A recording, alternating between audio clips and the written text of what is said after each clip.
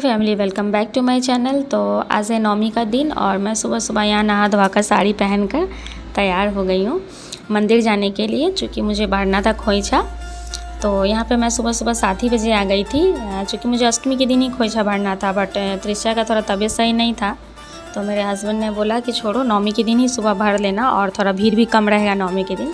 But मैं जब मंदिर आई तो यहाँ पे मैंने देखा कि यहाँ पे सुबह सुबह हवन हो रहा था। सभी लोग हवन वगैरह पे कर रहे थे और बैठे हुए थे, और भीड़ तो मत ही पूछिए, भीड़ तो बहुत ज़्यादा था।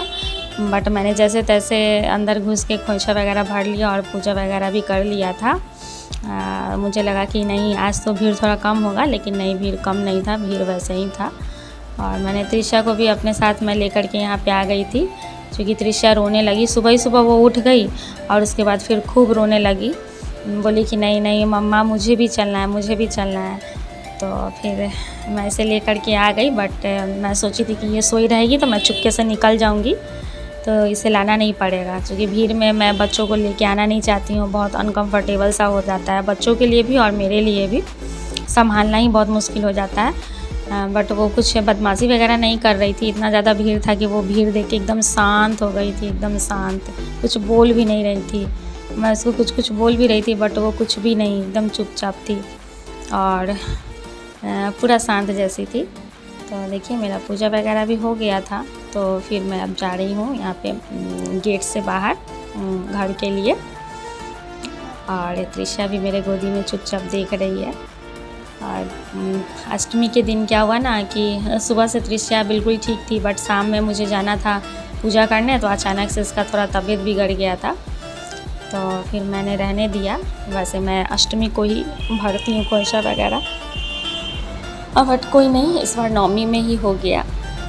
और देखिए, मैं यहाँ बाहर आ गई हूँ, अब मैं जाऊँगी घर।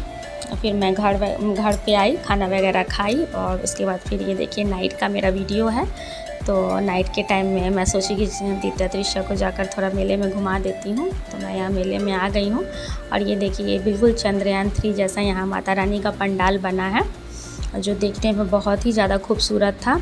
यहाँ आने के बाद क्या था ना कि सिर्फ ये घूमने के लिए ही नहीं, पर्पस से नहीं बनाया गया था, और यहाँ पे आपको माता रानी का दर्शन भी होता और इन्जॉयमेंट भी होता, और साथ ही आप यहाँ पर कुछ सीखने के लिए भी मिलता कि चंद्रयान 3 का सक्सेसफुल लैंडिंग होने में किन किन साइंटिस्ट लोगों का हाथ था। तो जिस सिटी से मैं बिलोंग करती हूँ, वहाँ के भी एक साइंटिस्ट है जिनका बहुत बड़ा हाथ था चंद्रयान 3 के सक्सेसफुल लैंडिंग में।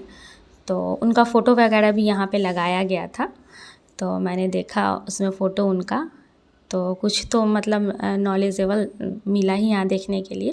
तो नॉलेज के पर्पज़ से भी ये बनाया गया था, और बहुत सारा रीज़न था जिस वजह से यहाँ पे चंद्रयान 3 जैसा पंडाल यहाँ बनाया गया। उनके सम्मान में बनाया गया था, उनको सम्मानित करने के लिए, क्योंकि जिस शहर में हम लोग अभी रह रहे थे, उस शहर के लोगों के लिए बहुत ही गर्व की बात है कि यहाँ के एक साइंटिस्ट ने मतलब इतना बड़ा कामयाबी हासिल किया है। और मेले में देखिए कितना ज़्यादा भीड़ लगा है, और मैं यहाँ दीत्या त्रिशा के लिए कुछ खिलौने वगैरह देख रही थी। अब बस इन लोग का नज़र पड़ता है खिलौने पर, तो उसके बाद तो जाना ही आपको ख़रीदने के लिए, चाहे कुछ भी हो जाए। और दित्या मुझे बता रही है, मम्मा मुझे ये चाहिए, मम्मा मुझे वो चाहिए। उसको तो लग रहा था बस पूरा दुकान ही उठा लेना है उन लोगों का मेले वाले लोगों का दुकान उठा के घर ले जाना। और यहाँ त्रिशा भी अपने लिए एक चश्मा ली थी, और उसके आँख से चश्मा 1 मिनट भी नहीं निकल रहा था। मैं एक बार निकाली भी तो बहुत ज़ोर से रोने लगी, तो फिर मैंने लगा दिया। और देखिए कितना खुश है, बहुत ज़्यादा एंजॉय कर रही थी ये लोग।